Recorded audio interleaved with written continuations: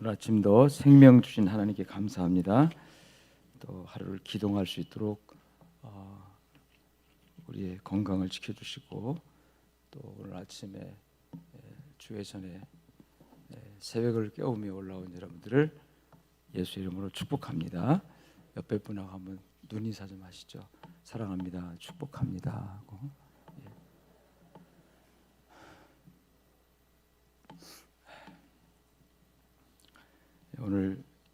오늘이 이제 금식 마지막 날입니다.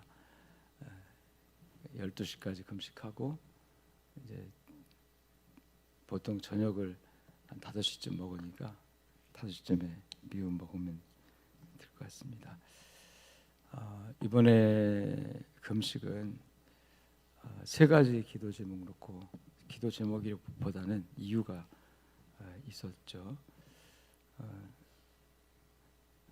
첫째는 40년 동안 금년에 우리 교회 40주년이 되는 해인데 40년 동안 양정교회를 하나님께서 이루어 주셔서 감사한 일이고요. 그래서 감사가 하나님께 올려드리는 제물이 됐고 제사가 됐고 또 40년 동안 귀하고 아름다운 우리 성도들 붙여주셔서 또 동역자 된 모든 우리 교인들을 붙여주셔서 제 곁을 떠나지 않고 함께 동역자 돼서 40년을 교회를 일구고 세워오는 일에 헌신하게 하신 하나님, 이건 제가 한 일이 아니고 하나님의 은혜로 된 거잖아요. 그때마다 사람을 보내준다는 거는 사람이 하는 일이 아니에요.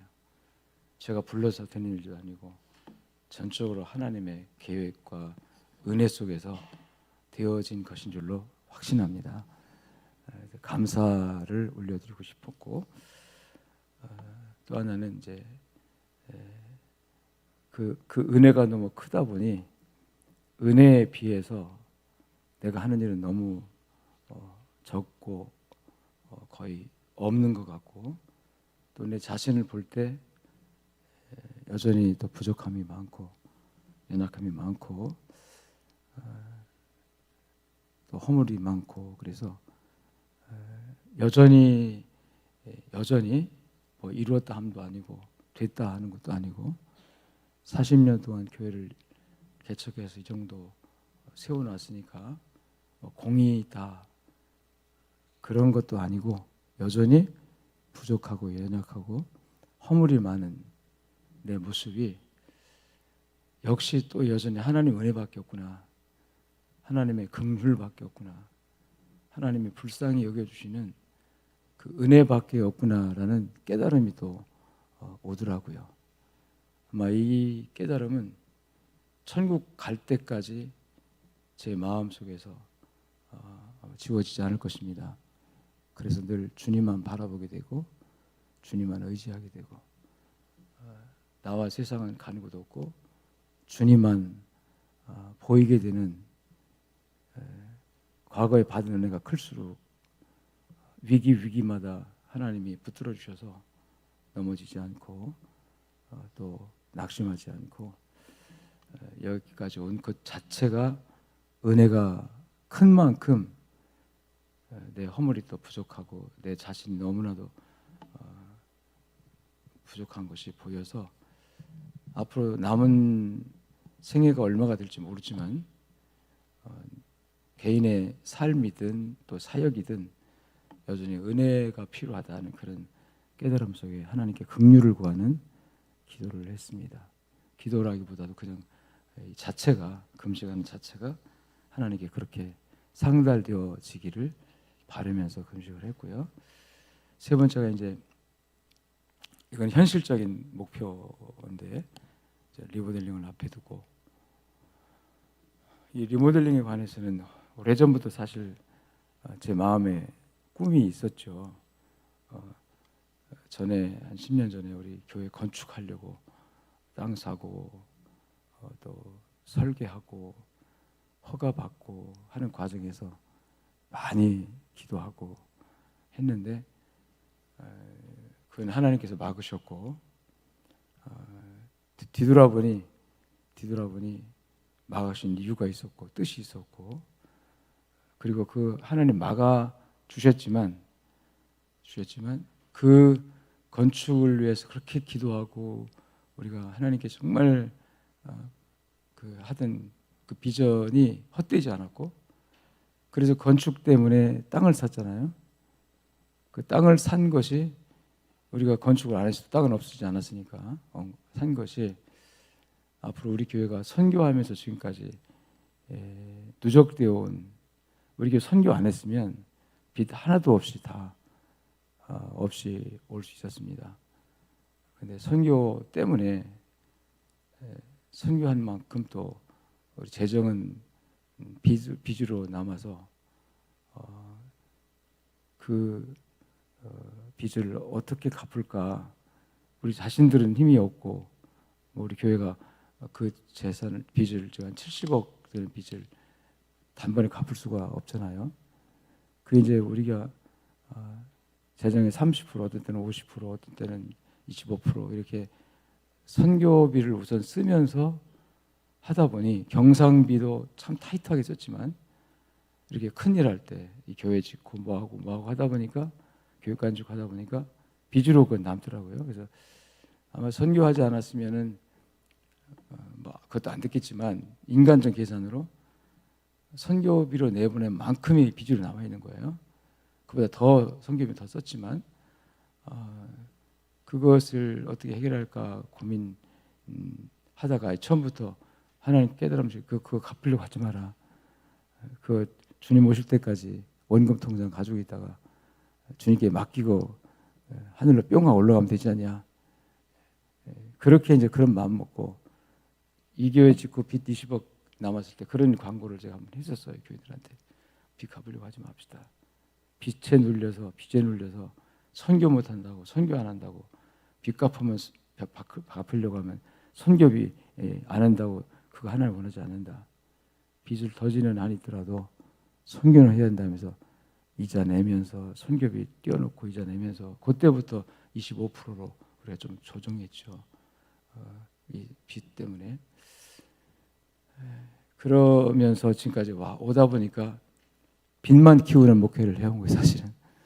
열매가 빚을 계속 키우고 70억까지 갔어요. 교육까지 군하니까 70억으로 딱 맞춰지더라고요.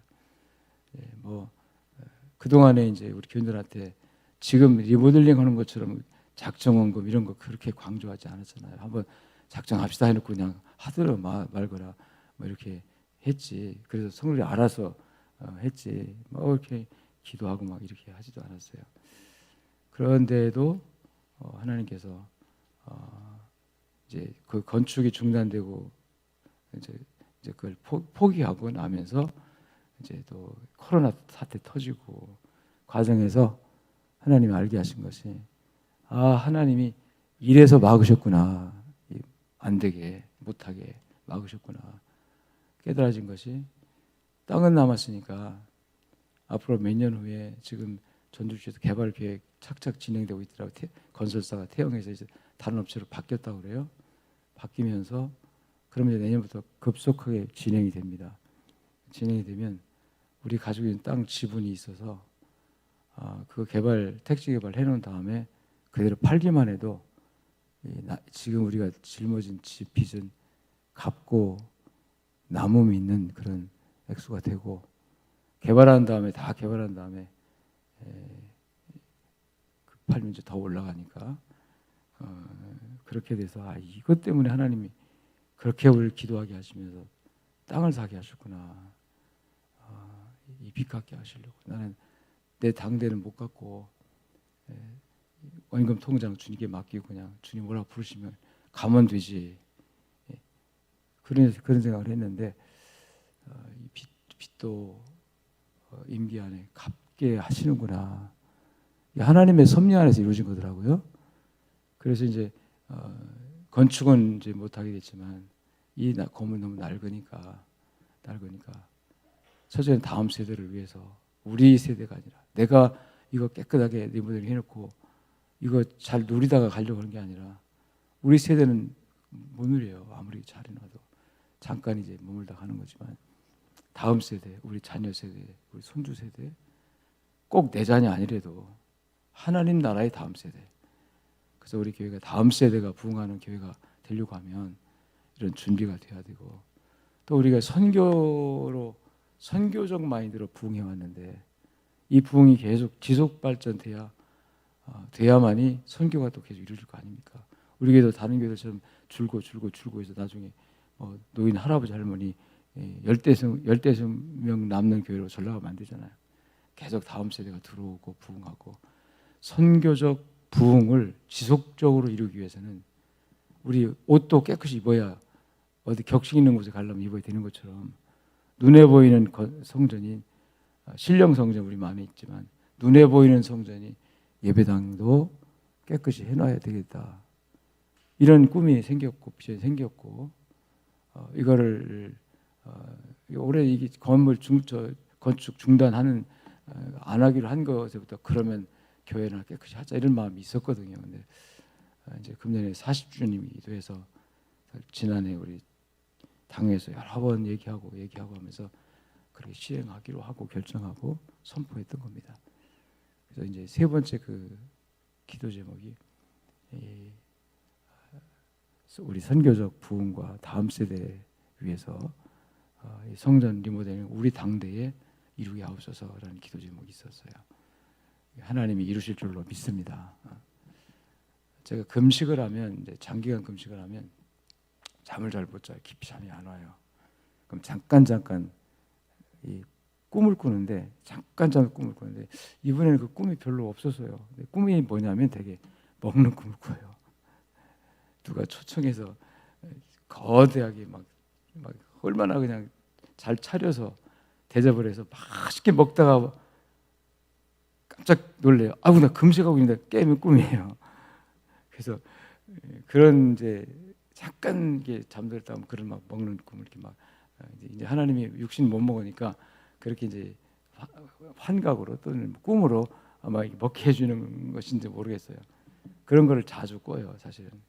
이번에 그것도 별로 그렇게 자주 없이 이제 뭐 가끔 옛날에는 힘들고 그럴 때는 더 막 그런데 요즘 힘든 게 별로 없어 그런가 깊은 이렇게 막 오랫동안은 못 자도 깜빡깜빡 잠드는 것이 단잠 자게 잠을 재워주셨고, 또 그렇게 이제 그 꿈을 잠깐 순간에 꾸는데 그런 꿈 대부분 그런 꿈이에요. 이게 금식할 때는 육신이 이제 자꾸 먹는 것 때문에 먹는 꿈을 많이 꾸고, 옛날에 맛있게 먹었던 것들 또 이렇게 먹기도 하고, 그다가 또 깜짝 놀라서 깨면 꿈이고, 진짜 어떤 때는 정말 생시는 꿈을 꿔요.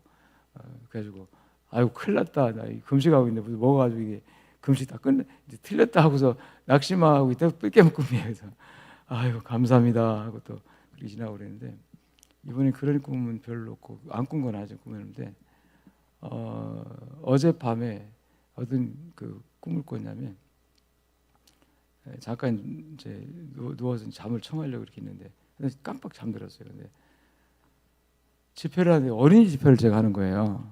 청진 집회죠, 어린이 집회를. 청소년들이 뭐 꽉 찬 건 아니지만 하여튼 그득하게 보이게 꽉 찼고, 끝나고 나서 내가 기도를 애들이 막 안수기도 해달라면 올라와 강단으로. 그래서 아이들을 하나둘씩 안수기도 하니까 얼마나 힘이 팽겨요. 막 이를 악물고 막 하는데 해주면 또 올라오고 그래가지고 이제 막 어떻게 할 수가 없어 막 악을 쓰면서 하는데, 이제 그때 이제 힘든 걸 느낀 거예요.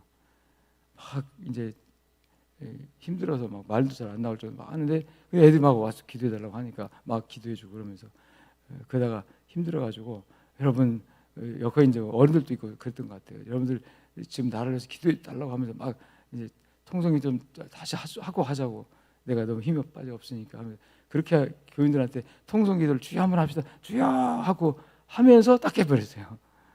가지고 어떻게 그 꿈속에서도 막 힘들었는지 옆에 사모님한테 그도 잠 깨는 것 같아. 깼는데 말짱한 건 아니고 아유 힘들어. 그랬더니 왜 그러냐고 해서 이제 뭐 그런 얘기를 잠깐, 여보 내가 했지? 그것도 꿈이냐? 아니고 그렇게 하면서 그런 꿈을 꿨어요. 그래서 내가 그 딱 꿈 꾸고 나서 생각하니까 하나님이 내 금식 기도를 받으셨구나. 그런 생각을 때가 있어요. 왜냐하면 우리 다음 세대를 위해서 기도하잖아요.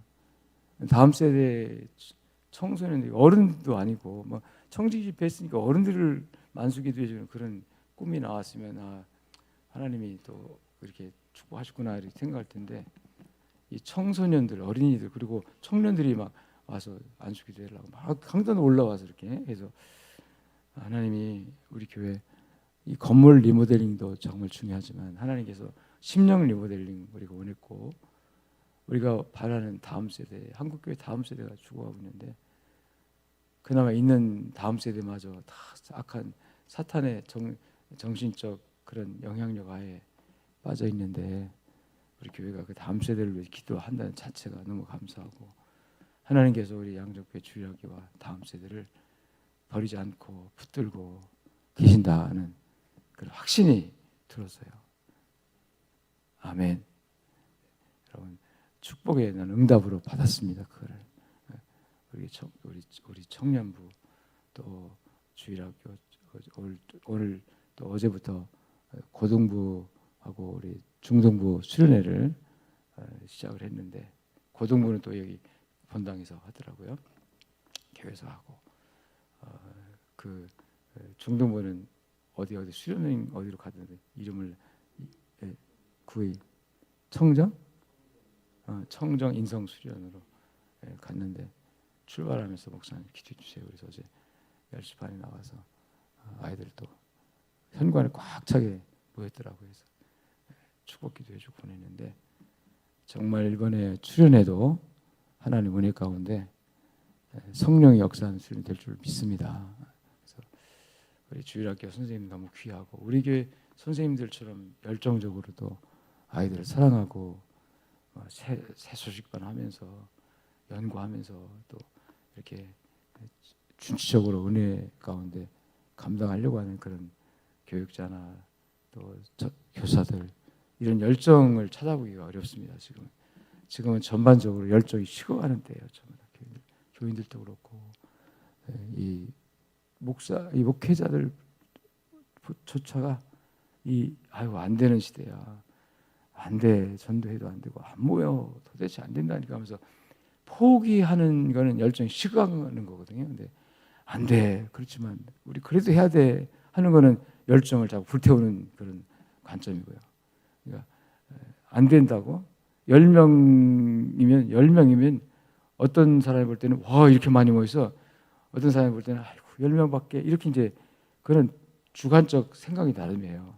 근데 우리 교회 성도들은 10명 모였다고 그러면 어떻게 보시겠습니까? 아이고 10명밖에 안 모이네 하고 하지 말까요?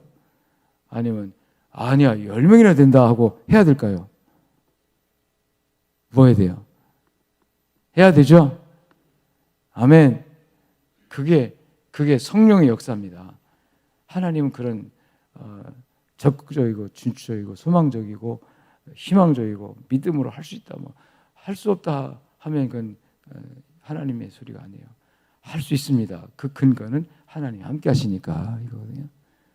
그러니까 그런 희망을 놓지 않고 가면 그게 성령이 하시는 일이고 하나님 하시는 일이고, 열정이 식어버리면 하지 말자고, 열정이 타오르면요 해봅시다. 너 있고 나 있고 둘만 있으면 되잖아요. 이렇게 상황과 여건이 안 좋아도 해보자라고 하는 것이 믿음의 고백이고 성령의 역사고 하나님의 은혜의 역사인 줄 믿습니다.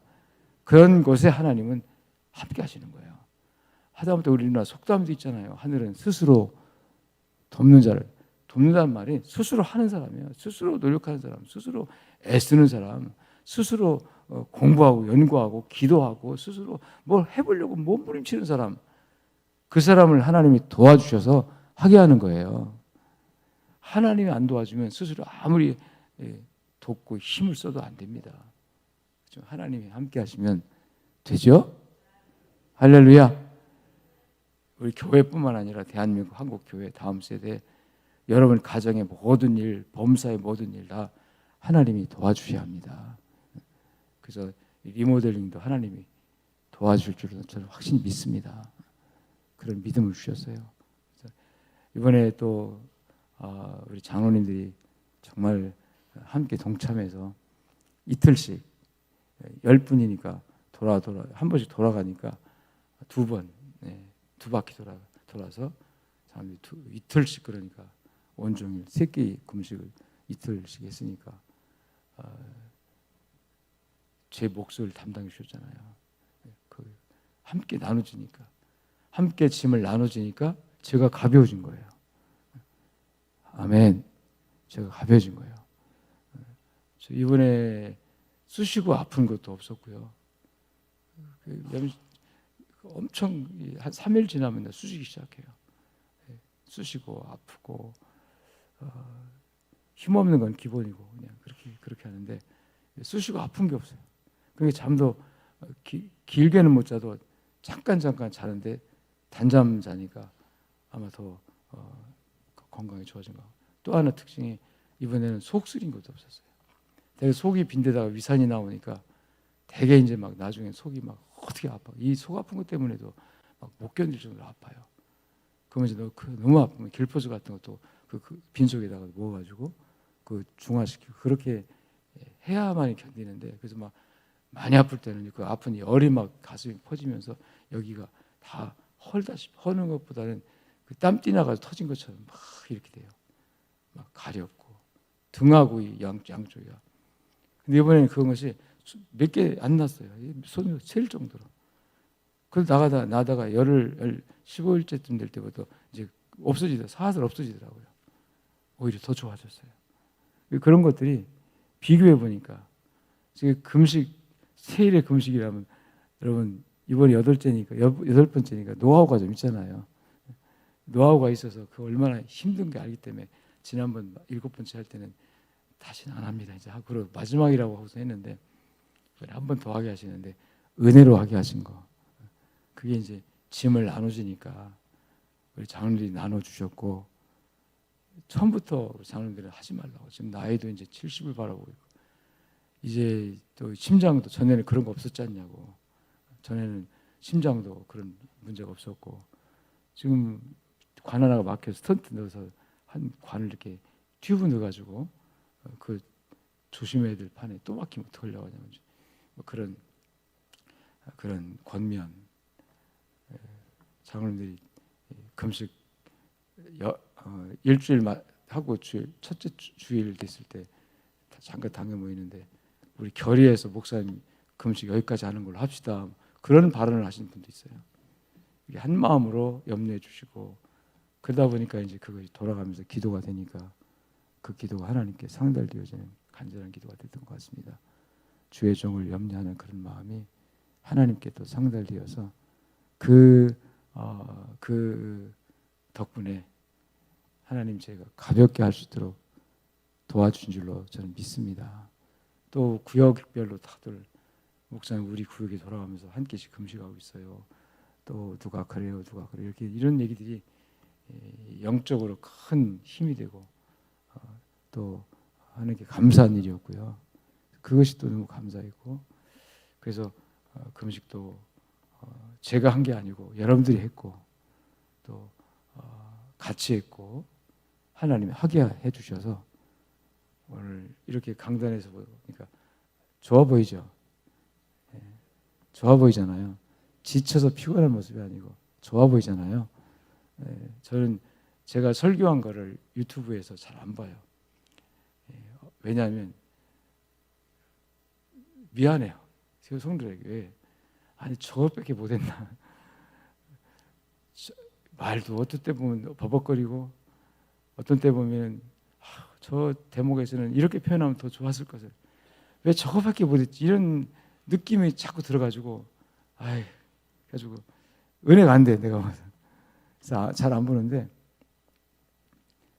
이번에 이제 금식하면서 딱 보는데 이제 유튜브를 보면 맨 앞에 뭐라고 그러죠? 그거 맨 앞에 이제 화면 실행시키기 전에 그 다운받은 파일을 딱 보면은 이제 그 사진이 나오잖아요. 그 사진이 너무 마음에 드는 거예요. 옛날에는 사진도 어떻게 이제 볼품없이 나왔는데 이번에 유튜브에 그 나온 사진이 너무 핸섬하게 나온 거야. 이 누구지 할 정도로 그렇게 너무 핸섬하게 나왔고, 또 소리 들어보니까 금식한 사람 청지 집회 때 그걸 그 유튜브 봤는데 그 금식한 모습이 아닌 거예요. 청지 집회 때는 2주차에서 했잖아요, 청지 집회를. 그러니까 피곤한 모습도 아니고 목소리도 금식한 목소리가 이렇게 유튜브에 녹음되는 거니까 되나 할 정도로 힘차게 나왔고, 그래서 이번 은혜가 됐어요, 이번에. 이게 다 하나님의 은혜로구나 하는 그런 생각을 해봤습니다. 감사한 일이라는 것을 말씀드리고 싶어서 이 얘기를 꺼냈는데, 이 모든 감사와 영광과 존귀를 우리 하나님 앞에 40년을 지켜주신 하나님 앞에 부족한 연약한 인생을 죄종 세워주셔서 여기까지 사용하신 하나님 앞에 또 남은 생에도 여전히 불쌍히 여겨달라고, 그리고 우리 양족의 리모델링 단지 건물 고치는 게 아니라 우리 심령을 리모델링해서 다음 세대를 키우고 또 다음 세대가 우리 교회에서 자라나고 한국교회 다음 세대를 이어가는 그 역할을 우리 교회가 감당할 수 있도록 눈에 보이는 성전 건물도 우리 힘으로 깨끗이 고쳐서 하나님께 올려드리니까 하나님께서 받아주십시오라는 그런 기도를 하나님이 들으신 줄로 확신하고 모든 영광과 하나님 존귀를 감사를 첫 번째는 하나님께 올려드리고 두 번째는 우리 성도 여러분들께 또 축복으로 선포하고 그리고 기쁨으로 금식을 마치게 해 주신 것을 감사하면서 하나님께 감사드립니다. 아멘. 우리 다 같이 영광의 박수를 하나님께 올려드리겠습니다. 할렐루야. 오늘 읽은 이 본문 가지고 짧게 기도 제목 몇 마디만 나누겠습니다. 바벨탑 사건은 언어가 하나였던 인류를 여러 가지 언어로 나뉘어지게 하면서 하나님이 세상에 흩어버리는 하나님의 창조 섭리를 다시 회복하고자 하는 그런 하나님의 섭리였습니다.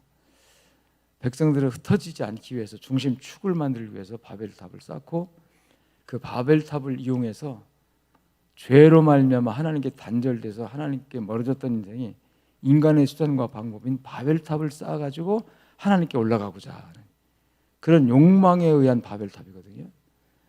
하나님께 가까이 가는 것이 하나님의 계획과 은혜에 의해서가 아니라 우리의 기술과 고안으로 설계로 우리의 노력으로 탑을 쌓아서 저 하늘 꼭대기까지 닿게 하자. 이게 바벨탑을 신할 평지에 쌓은 그 당시 문명인들, 그 당시 정치 지도자들, 그 당시 학자들, 그 당시 모든 인류의 총체적인 하나의 집단의 욕망이었습니다. 바벨탑이 그냥 만들어진 게 아니라 하늘 꼭대기까지 올라가는 탑을 쌓으려고 하면 기초는 얼마만큼 넓어야 되냐, 어느 각도로 점점점 좁아져서 저 꼭대기까지 천국까지 가려면 어느 넓이로 해서 높인, 이거 전부 다 여러분 그 당시 최고의 그 기술과 고안으로, 인간적인 생각과 기술과 고안으로 여러분 과학적으로 다 설계해 가지고 시작했던 겁니다. 정치 지도자들의 구호와 또 경제인들의 협력으로 자본이 들어가잖아요. 돈이 들어가잖아요. 돈을 또 걷어가지고 또 세금을 걷어가지고 그 당시 그래가지고 여론을 하나로 만들어가지고, 그러니까 바벨탑 사건은 인류가 할 수 있는, 인간이 할 수 있는 최선의 방법으로 구원받자, 최선의 방법으로 이 인류가 똘똘 뭉쳐서 하나님을 능가하는 그런 위대한 역사를 해보자, 그런 인간의 교만의 최고봉이 바벨탑 사건입니다. 차곡차곡 공사가 진행되고 쌓아 올라간 그 모습을 하나님께서 보시고, 이 바벨탑 목적 자체가 하나님을 반역하는 거고 그 취지 자체가 흩어짐을 면하자 그랬거든요. 하나님은 인류를 만드신 이 땅 모든 세상에 흩어서 충만하라 이게 하는 뜻입니다. 창세기에서는 생육하고 번성하여 온 세상에 충만하라. 할렐루야. 그러니까 생육해서 흩어져야 돼요. 이게 하는 뜻이에요. 그래야 지구 곳곳을 산에 관리하고 아름답게 할 거잖아요. 하나님의 뜻을 그리는데 이 사람들은 흩어짐을 면하자. 흩어짐을 면하자. 그래서 하나님께서 인류의 교만을 멈추게 하시고 끝나게 하시고 그 다음에 이제 흩어지게 하시는 창조의 원리를 하나님이 이제 흩어지게 하기 위해서 그 당시 하나로 말이 하나였는데 말을 이렇게 이제 나누게 하십니다. 갑자기 말 통하는 사람이 막 말 달라진 거예요. 공사하던 사람들이 저 지파별로 그냥 가족별로 또는 어떤 민족별로 어떤 그런 어떤 취지별로 다 나눠지게 됩니다. 나눠서 말 통하는 사람들끼리 이제 흩어지고 이렇게 각자 뿔뿔이 이제 흩어져서 인류가 지구 전체로 흩어지게 되어졌는데 홍수 이후에 살아남은 노아의 아들들이 누구죠? 함과 셈과 야벳이죠. 그래서 함은 함의 족속대로 흩어져서 이제 자기 족속들은 이제 말이 통하니까 말 통하다 보니까 우리 이 가족들이네 해가지고 함의 족속은 함의 족속으로 흩어져 가지고 남쪽으로 내려오고 그 다음에 이제 야벳 족속은 또 말 통하니까 말 통하는 사람끼리 흩어져 서쪽으로 이동하게 가고 남아 있는 게 무슨 족속입니까? 셈의 족속이죠. 이 셈의 족속이 남아 있어요. 셈의 족속이 흩어지는 그래서 신할 평지를 중심으로 바벨탑을 쌓았던 신할 평지를 중심. 그게 지금 어디냐면 지금 이란 이라크 지역 그다음에 이제 고대 근동 지방인데 이게 이제 지금 말하는 중동이라고 하는 그 지역이에요. 그 지역에 셈의 후손이 남아서 이제 살아가면서 인류가 이렇게 전 세계로 다 흩어졌거든요. 그래서 인류의 노아 홍수 이후에 이 노아의 세 아들들이 인류 조상 아닙니까? 이제는 다 죽고 노아의 세 아들만 남았으니까 노아의 세 아들들이 인류가 이렇게 퍼져나가요. 자, 그런데 오늘 본문은 10절부터 나오는 본문은 그 남아져 흩어져 나가고 이 흩어짐을 하는 뜻이었습니다. 흩어져 나가고 그다음에 남아 있는 이 셈의 후손. 셈의 후손의 족보는 이러하다 하면서 설명이 되죠. 그래서 셈은 하고 셈이 누구 아들이라고요? 노아의 아들이잖아요. 노아의 두 번째 아들입니다. 노아, 셈, 그다음 누구? 아르박사 하면서 쭉 거기 이제 뭐 누가 누구를 낳고 누가 몇 세 누구 낳고 죽고 몇 세 살아다 누구 계속 반복되는 연대기적인 기록이 나옵니다. 이건 족보예요. 족보니까 거기에 제일 많이 등장하는 용어가 단어가 뭡니까? 제일 많이 등장하는 단어가 낳고 그다음 죽다 그거예요. 인생이라는 것을 딱 정리하면 딱 합시다. 낳고 죽다 그겁니다. 낳고 누가 누구를 낳고 뭐 이렇게 하다가 딱 낳고 누구까지 오냐면 데라까지 옵니다. 그래서 거기서 제일 낳고라는 이 단어 하나님은 낳게 하시는 분이고 할렐루야 낳게 하시는 분이에요. 그래서 인류는 낳아야 합니다. 이게 생명이거든요. 생명. 그 다음에 죽었다 죽고 몇 세에 죽었다 이렇게 나오는데 역시 인간은 죽어야 되는 존재입니다. 죽어야 하늘이 열리고 죽어야 천국 가니까 타락 이후에는 홍수 이후에 더군다나 죄를 지은 인생은 죄값 때문에 죽어야만이 영원한 세계가 열립니다. 그래서 죽는 것은 하나님 정하신 이치이기 때문에 가장 기본적인 그래서 이 땅에 태어난 우리는 낳아야 되고 그래야 하나님의 창조 섭리가 이루어지고 또 결국은 죽어야만이 영원한 나라에 간다는 희망이 있고 그래서 죽음 때문에 인류가 이 땅에 살면서 왜 살아야 되는지를 생각하게 됩니다. 내가 영원히 세상에 산다면 그냥 박사도 돼요. 근데 죽는구나. 우리 조상도 다 죽었구나. 그러면 죽는다고 하면 이렇게 살면 안 되지. 내가 한 번은 죽어서 하나님 앞에 서야 된다면 이 모양 이 꼴로 살면 안 되지 하고 삶의 의미를 깨닫게 하고 삶의 의미를 고민하게 하는 것이 죽는다는 대목이거든요. 사람이 누구나 죽음 앞에 딱 서면 진솔해집니다. 거짓으로 똘똘 뭉쳐 살던 사람도 죽음이 딱 오면 솔직해져요. 내가 사실은 이만저만 저만 자기 얘기를 합니다. 죽음 앞에는 솔직해지는 거거든요. 자꾸 죽음을 우리가 멀리하고 죽음을 부정하니까 하나님께 솔직해지지 못하는 거거든요. 죽음 앞에 딱 서면 모든 것이 또 겸손해지고 내려놓게 되고 하나님만 의지하게 됩니다. 그래서 우리가 이 족보를 통해서 우리가 받는 교훈이 그거예요. 따라합시다. 태어나서 낳는 게 이게 하나님 창조 섭리를 이루는 거예요. 하늘 낳든 둘 낳든 안 주셔서 못 낳는 건 어쩔 수 없지만 안 낳으려고 해서 안 낳는 거는 그런 뜻이 아니다. 낳아야 된다는 거. 육적인 자녀 안 주셔서 못 낳았으면 영적인 자녀라도 낳으려고 애를 써야 된다. 영적인 자녀라도 낳으려고 전도하고 하나님 육신의 자녀는 태를 안 열어주셔서 하나님 못 낳았지만 하나님 영적인 자녀는 내가 입을 열어서 내가 전도해가지고 많이 내가 해서 하나님 앞에 드리겠습니다. 그런 마음 자세를 하나님이 기뻐하실 줄로 믿습니다. 그런 그분은 영적인 자녀들 때문에 여러분 많은 은혜를 받을 거예요. 내가 낳은 영적 자녀들이 나중에 노후에도 힘이 될 겁니다. 하여튼 생명의 역사를 만들어 가야 되는 것이 우리가 살아가는 이유입니다.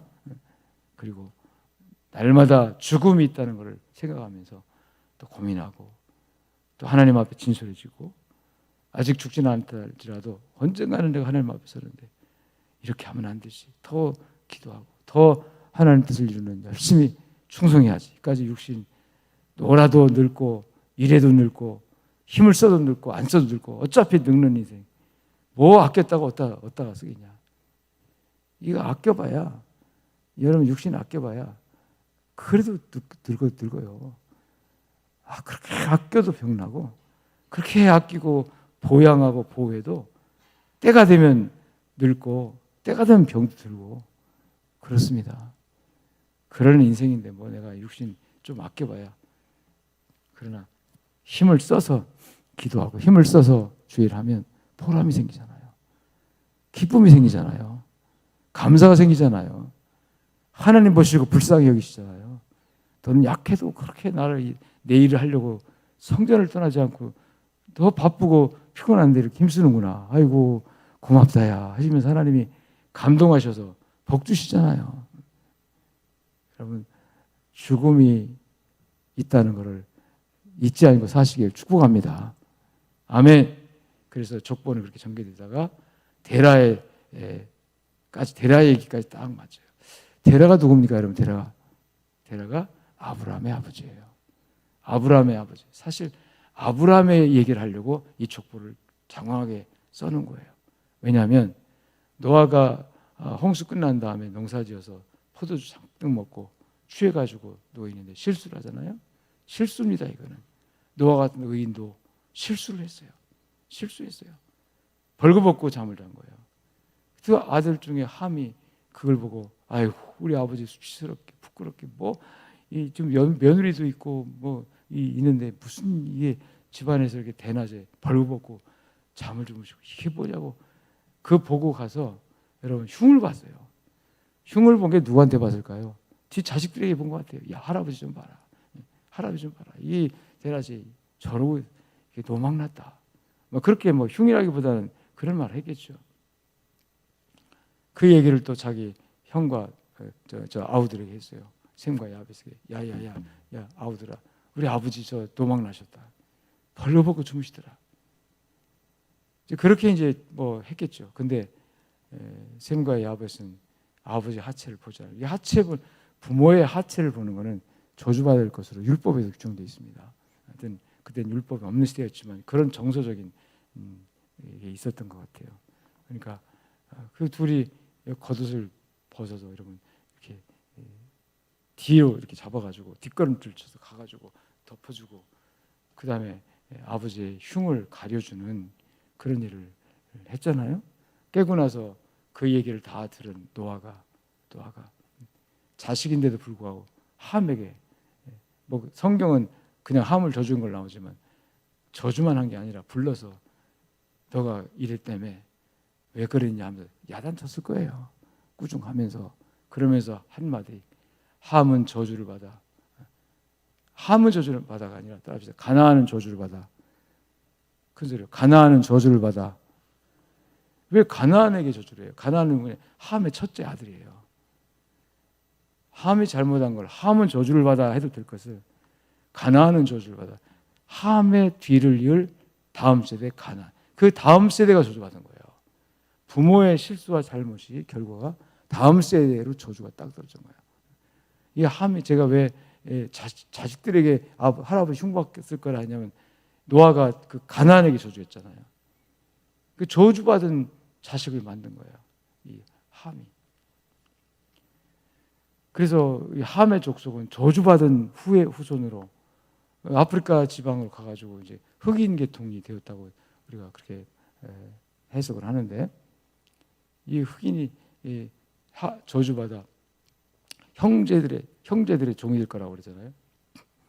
그런데 결국 그 흑인 종이 나중에 여러분 저 유럽 사람들에게, 백인들에게, 야벳의 그 족속들에게 노예로 팔려가고 얼마나 비참하게 삽니까? 그게 저주 한마디가 그렇게 돼버린 거다.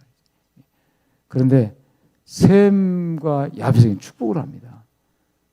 야벳의 장막에 창대할지어다, 이런 이제 야벳에게 창대한 복을 선포를 해요.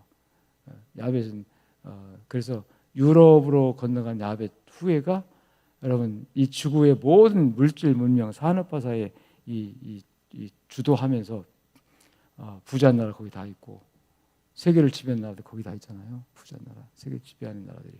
그래서 유럽인들이 바로 백인들이 이 야벳 족속으로 분류되는데, 이들이 그 야벳의 장막을 축복했잖아요. 기업을 축복한 것이고 모든 이 육신적인 축복을 받아가지고 이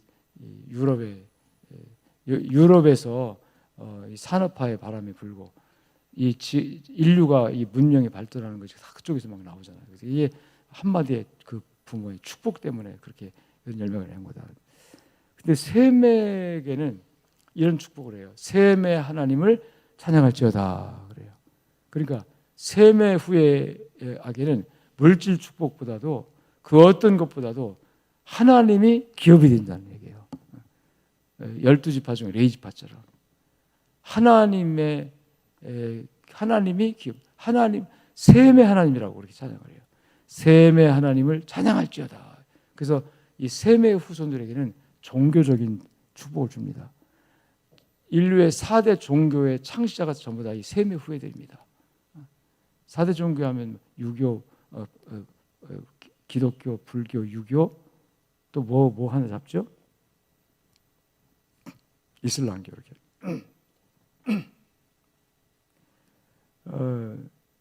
기독교 우리 예수님도 여러분 이 셈의 후예고, 불교의 창시자가 석가모니도 동양 셈의 후예고, 이슬람의 모하메도 셈의 후예고, 유교의 공자님도 셈의 후예고. 그래서 인류 사회 정신적인 리더가 되는 정신적인 영적인 그런 지도자는 모두가 다 어디서 나온다? 셈의 후손들.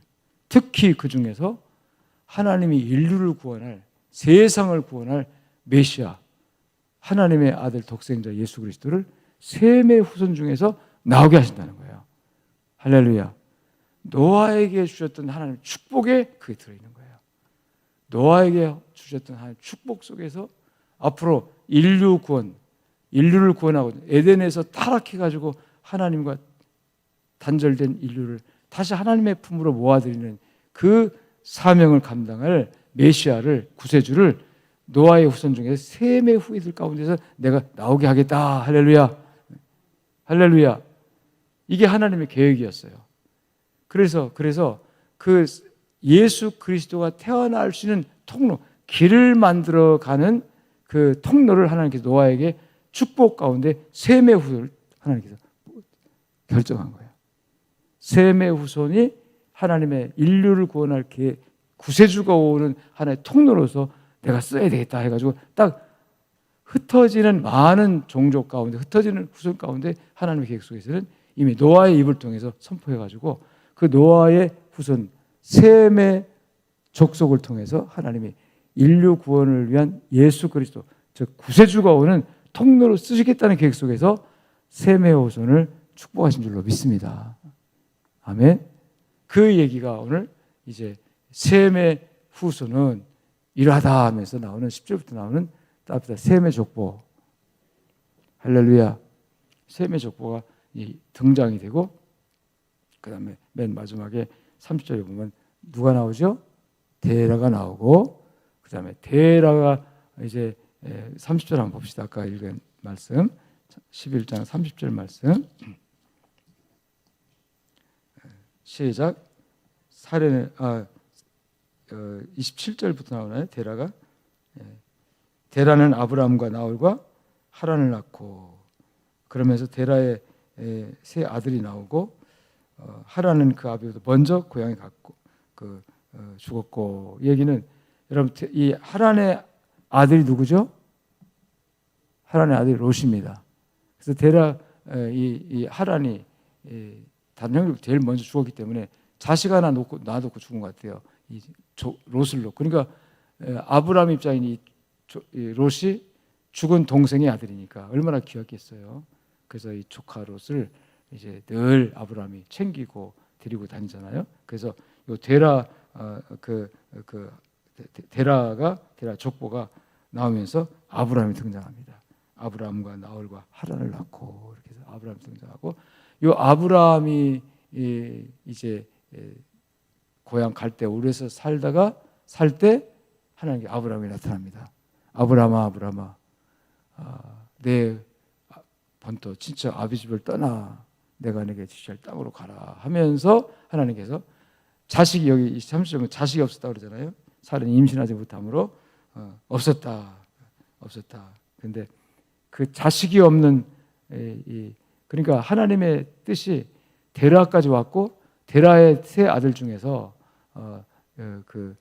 나홀과 하란, 아브람, 나홀, 하란, 이렇게 세 아들 중에서 하나님이 어떤 계통을 통해서 이 하나님의 약속 언약을 인류를 구원시키고자 하는 그 뜻을 어떤 이제 데라의 세 아들 중에서 누구를 통해 흘러가게 할까 하는 생각하셨을 거예요. 그런데 이 둘째 그 나홀이 있고, 셋째 하란은 어떻게 됐고? 죽었고. 그럼 나홀이 있었겠죠? 나홀에게는 자식이 있었어요. 그러니까 자식이 있는 사람을 하나님께 통하면 그 자식 중에서 그건 하나님의 기적이 아니잖아요. 그래서 하나님이 이 데라의 세 아들 아브라함, 나홀, 하란, 세 아들 중에서 하란은 일찍 죽었으니까 제외시키고, 이제 아브라함과 나홀이 남았는데, 나홀은 이미 자식이 있었어요. 그러니까 이건 아니고, 그래서 자식이 없는 사례는 그때까지 하나님께 부름받을 75세 때 첫 번째 부름을 받는데 그때까지 자식이 없었던 거죠. 그러니까 하나님은 없는 데서 있게 하셔서 하나님 일을 하시는 분입니다. 아멘. 아이고, 하나님께서 이 어떤 후손을 통해서 인류 구원할 예수가 오게 되는 족보를 쓸까 이렇게 보다가 아브라함이 자식이 없네, 이건 안 돼가 아니라 나홀이 자식이 있구나. 그럼 그 사람 통해서 나홀의 또 이렇게 족보를 통해서 쓰기고, 이건 인간이 하는 일이에요. 인간은 할 수 있는 가능성을 보기를 하려고 하지만 하나님은 가능은 없어요. 왜? 아브라함은 자식이 없으니까. 75세에 아브라함이 갈대아우르에서 부름받을 때 자식이 없었어요. 근데 하나님은 아브라함을 딱 지목해 너다 그랬거든요. 난 자식도 없는데 무슨, 그래 자식이 없으면 내가 나게 할게 해가지고 하나님이 없는 자식 만들어서 100세나 되어진 그 후부터 25년 지나서 아브라함의 여러분 또 사라의 태를 열어서 없는 자식 만들어서 있게 하신 줄로 믿습니다. 이게 하나님의 섭리예요. 이게 하나님의 은혜고, 그래서 아브라함이 태어나는 과정을 전적으로 하나님의 계획 속에서 하나님의 은혜라는 것을 지금 보여주고 있다는 것을 오늘 본문이 우리에게 말씀하고 있습니다. 여러분 어떻습니까? 하나님은 능치 못함이 없으신 분입니다. 안 되면 되게 하신 분이 하나님이십니다. 여러분 구원도 그랬어요. 되게 하신 거예요. 하나님께서 우리를 하나님 자녀 만드신 거예요. 내가 된 게 아니라 하나님 만드신 겁니다. 그러니까 오늘 우리의 삶이 어떤 상황이다 할지라도, 지금 바벨탑이 와르닥 무너졌다 할지라도, 바벨탑이 완전히 무너지고 사라처럼 태가 막혔다 할지라도 따라합시다. 하나님이 계시면, 큰 소리 좀 합시다. 저도 이렇게 막 큰 소리 치는데, 하나님이 계시면 됩니다. 할렐루야. 여러분 삶이 바벨탑 같이 무너졌다 할지라도, 내가 수고한 것 모든 것 말을 하나씩 무너졌다 할지라도, 여러분의 삶이 앞뒤 꽉 막혀서 사라의 태처럼 막혔다 할지라도, 하나님이 계시면, 하나님이 나와 함께 하시면, 하나님이 나를 붙드시면 하나님 됩니다. 할렐루야 하고 외치고 일어나시기를 축원합니다. 왜 울고 있어요? 왜 낙심하고 있어요? 왜 절망하고 있어요? 왜 포기하고 있습니까? 내가 아직 살아있다면, 내가 살아있다면 하나님도 살아있는 겁니다. 하나님 은혜는 나와 함께하는 겁니다. 여러분의 환경을 이기시고 일어나세요. 늙은 거 상관없어요. 할 수 있는 만큼만 일어나세요. 하나님이 하게 하실 줄로 믿습니다.